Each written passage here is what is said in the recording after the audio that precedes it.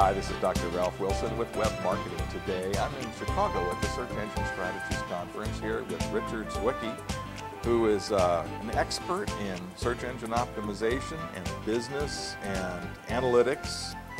What I want to talk to you about today is what your analytics can tell you about improving your online business. I mean, a lot of small to medium businesses have analytics, but sometimes really don't know what they're looking for, so it isn't very useful to them. Are there some things that you shouldn't be looking at in your analytics?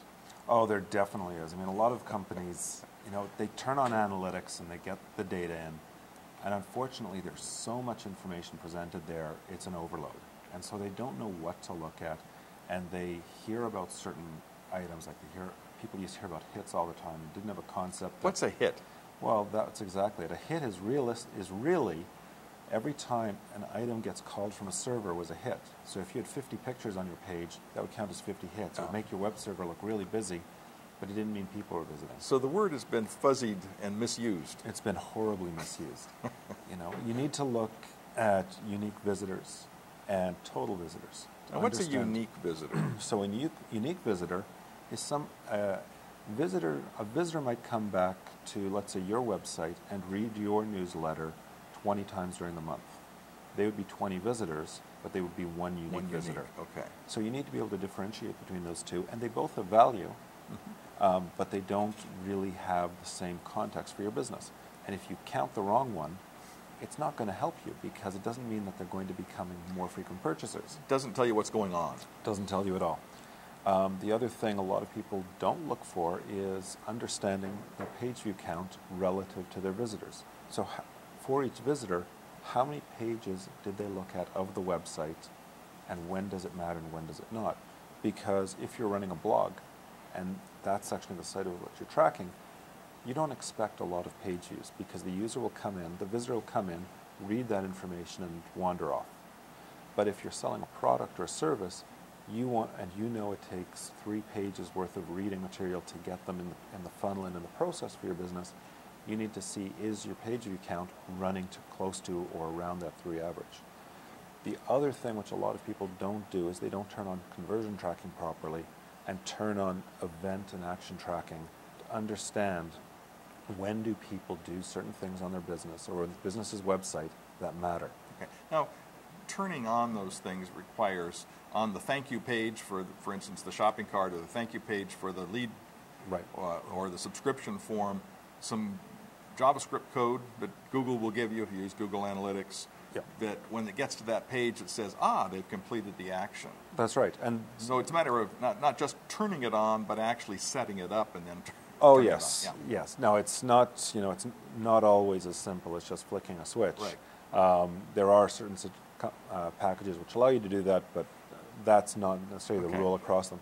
But the reality is, if you track that information, you can understand user behavior activity that matters, and you're able to take a look at, you may have 1 million visitors to a website, but most of them will probably never be customers. You have to understand what was normal for the ones who were customers so that you can replicate that. And so you can find ways to grow your business using what works, not looking at all the noise. And unfortunately, with analytics, most people just see the numbers and don't dive into the details or don't know how to add the information which gives them perspective as to what matters. There's lots of tools built into analytics platforms that allow you to isolate those and watch all the actions of the people that have completed an action, say a sale, and figure out what that normal path is. Yes. So maybe some of our viewers ought to either read online all the instructions, or maybe hire a few hours of an analytics consultant that can kind of get them started, set up, and started in the right direction. Hiring a consultant for analyzing your paths alone is very valuable, because if you have an 11-page site, which is a tiny site, if an 11-page site and wanted to look at all the different ways a single person could go through the entire site, you could end up with 8 trillion combinations. So looking at paths can be an incredible waste of time if you don't know what you're looking for. So, but testing and understanding what works and then working through that process can be a process for your business, which helps everybody understand opportunities and gets you to a resolution much quicker. I think the thing about analytics that's kind of off-putting is, I know the first time I really tried to dive into analytics and understand it, my head was swimming for days. And, you know, and I've had math and I've had physics and all that kind of stuff, but it's just the kind of getting your head around the concept. But the value of it is huge. The value is huge. And yeah, a lot of people, you know, they look at it and it immediately becomes a blurry table of numbers, which unfortunately, for most people, that's very true. And it isn't presented nicely and intuitively for most people to be able to understand more than that, without a ton of painstaking effort. But, you know, I use an analogy with analytics for businesses who are trying to approach the subject matter. And I built a retail chain years ago.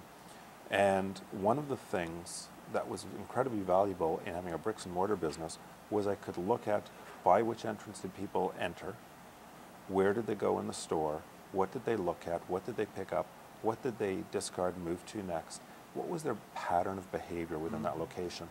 And using that information of observation, I was able to modify the arrangement of my store or the merchandising of my store to suit customers' needs.